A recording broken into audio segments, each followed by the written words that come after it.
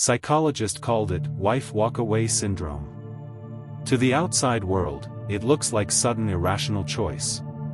But the truth is, it takes years of silent resentment to build a bomb this quiet. She didn't scream. She didn't cry. She didn't even slam the door. One day, she just left. And the most terrifying part? He never saw it coming. Because the night before, everything felt normal. David pulled into his driveway just after sunset, like he had done 1,000 times before. Same house. Same routine. Same life. But something felt off. The lights were off. No music.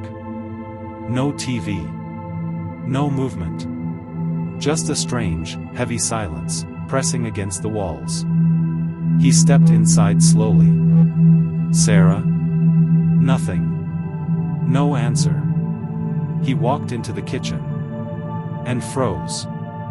Her coffee mug was still there. Half full. Cold. Forgotten. Like she had just vanished. And suddenly, a thought hit him, harder than anything he'd ever felt. Wait, where is she? No note.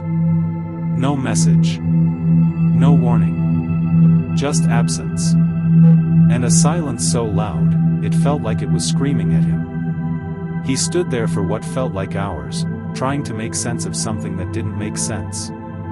Because in his mind, there was no crisis. No breaking point. No final fight. In fact, things had been calm lately. Better, even. Or at least, that's what he thought. Because 6 months earlier, it was a completely different story. Sarah had been trying. Really trying. She would sit next to him, searching his face, hoping to find him there. She told him she felt alone, even when he was right beside her. She asked him to put his phone down. To listen. To see her. To choose her again. But every time she reached out, he pulled away. Not physically. Emotionally. He heard her words, but not her pain. To him, it sounded like complaints. Pressure. Nagging. So he defended himself. He reminded her how hard he worked. How much he sacrificed. How tired he was. And the conversations turned into arguments. Sharp. Repetitive. Exhausting. But at least, they were still fighting. At least, something still mattered. Until one day, it all stopped. No more complaints. No more arguments. No more asking. Just quiet. And to David, that felt like relief. He thought, finally, peace. But what he didn't understand was this. That wasn't peace. That was the beginning of the end. Because Sarah didn't stop caring. She stopped hoping. And there's a difference. A dangerous one. What David experienced is a documented psychological phenomenon called walkaway wife syndrome. It is not a sudden decision. It is a slow, invisible process of emotional decay that follows a very predictable 4-stage pattern. Stage 1 is vocal dissatisfaction. This is when the wife complains, argues, and begs for change. Here is the hard truth for the men watching: complaining is actually a good sign. It means she still cares enough to fight for the relationship. But if her partner responds with defensiveness or dismissal, her brain enters a state of negative sentiment override. Her brain literally learns, trying doesn't work. I am not safe here. This triggers stage 2, disengagement. The arguments stop. The wife goes quiet. Most husbands interpret this silence as a fixed marriage. But biologically, something terrifying is happening.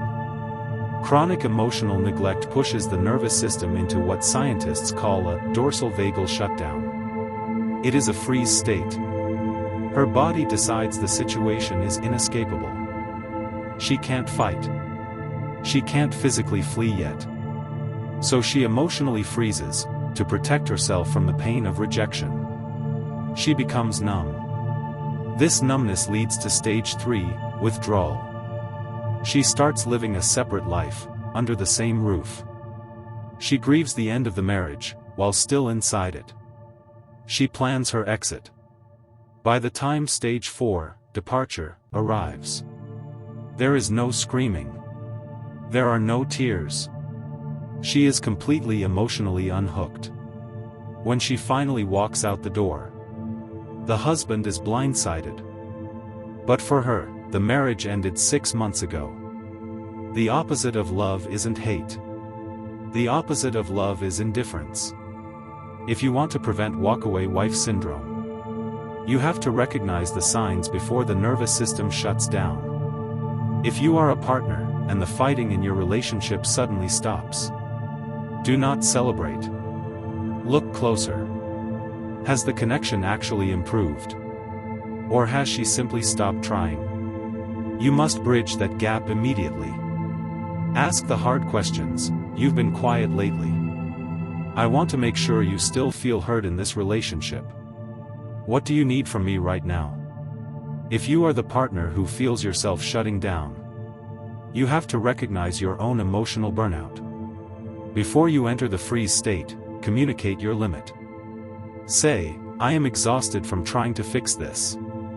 If we do not get professional help now, I am going to emotionally detach to protect myself. Silence in a marriage is not a sign of peace. It is the loudest warning alarm you will ever hear. Don't ignore it. Have you ever experienced this kind of emotional detachment? Let me know your story in the comments below. And if this video helped you understand your own relationship, subscribe for more cinematic deep dives into the human experience.